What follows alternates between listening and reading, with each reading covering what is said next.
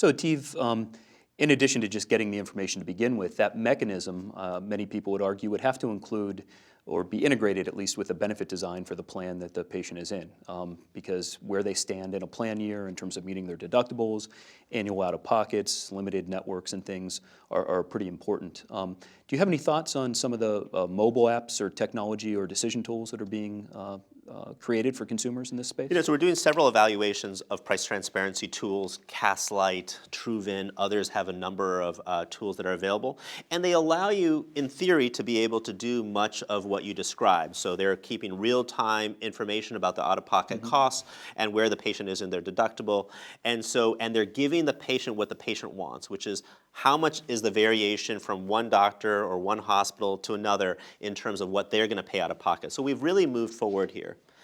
And so that is linked to benefit design.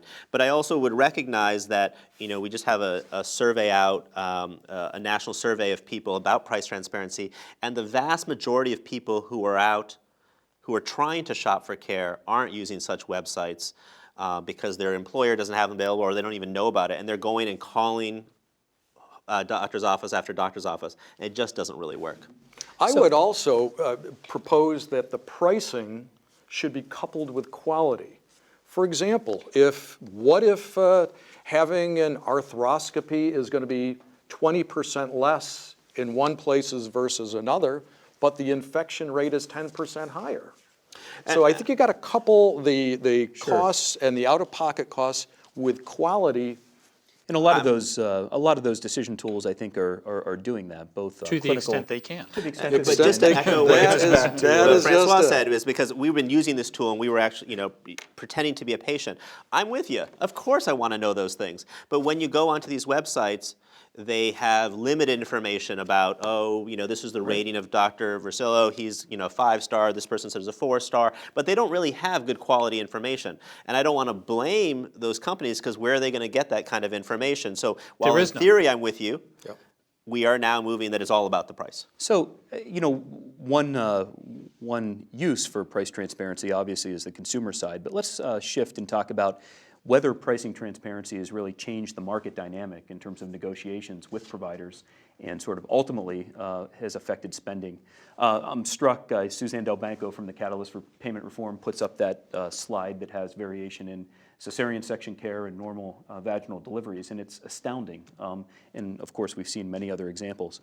Francois, do you believe that information where it is available is making a difference in terms of contracting and overall expenditures? Well, I think it has, and there are a couple of studies that have come out that show that given the information, consumers will act on it. I don't think there's much doubt about that, especially as Art mentioned, you pay so much out of pocket, you want that information, the extent to which you can find it, the extent to which is relevant. I mean, all these things still need to evolve, but the core of the information exists, and if all we're really now talking about and in the development stages of consumer-friendly apps, boy, the battle's won. Right? So in other words, what's been difficult to date is getting to the core of the information, and that's really what the state legislations are looking to do, is to get to, let's at least free the information, and then you've got a whole bunch of entrepreneurs that'll pop out and they'll make tools readily available. Do you think there's a downside?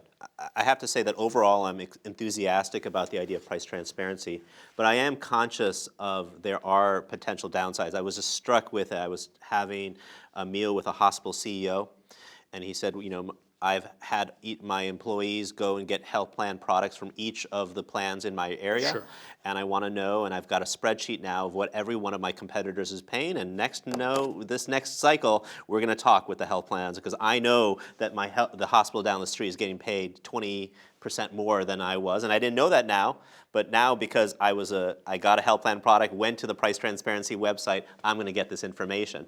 And so that's just an anecdote, but that anecdote did give me pause, because we are now making it much more difficult for the plans on both sides. On one hand, it's very helpful for the plan in the hospital that's really expensive, but on the other hand, there are physicians, hospitals are getting paid less than the mean. We tend to think of this as driving down price, but it can work the other way. I mean, Art, when your network folks go out to contract with hospitals or providers and talk about rates, what are you hearing about transparency and sort of what difference that's making, or what providers are saying about that? I think that providers are all curious as to where they stand relative to their peers in terms of not just cost, but quality also. And then, do I think they will eventually use that information as leverage? Absolutely. And you can't blame them. When you have that knowledge, you want to use it to your advantage.